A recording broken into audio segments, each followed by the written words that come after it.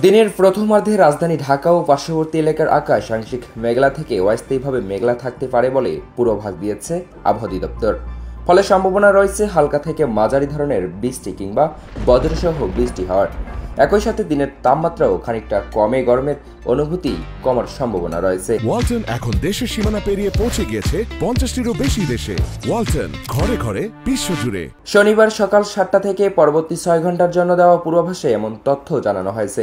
আবহাওয়া অধিদপ্তরের ঝড় সতর্কীকরণ কেন্দ্র জানিয়েছে, দক্ষিণ বা দক্ষিণ পূর্ব দিক থেকে ঘন্টায় 10 থেকে 15 কিলোমিটার বেগে বাতাস বইতে পারে। এতে দিনের তাপমাত্রা সামান্য কমে যেতে পারে।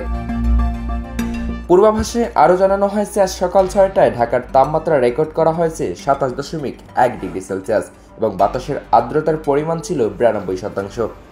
গতকাল সর্বোচ্চ তাপমাত্রা ছিল 33.6 ডিগ্রি সেলসিয়াস এবং আজকের সর্বনিম্ন তাপমাত্রা রেকর্ড করা হয়েছে 26.5 ডিগ্রি সেলসিয়াস। আর গত 24 ঘন্টায় ঢাকায় বৃষ্টিপাত হয়েছে 17 মিলিমিটার।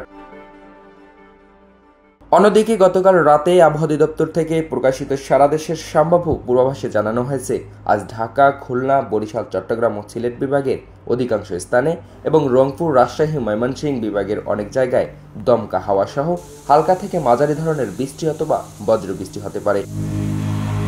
এর মধ্যে খুলনা, বরিশাল ও চট্টগ্রাম বিভাগের কোথাও কোথাও মাঝারি ধরনের ভারী থেকে অতি ভারী বর্ষণ হতে পারে।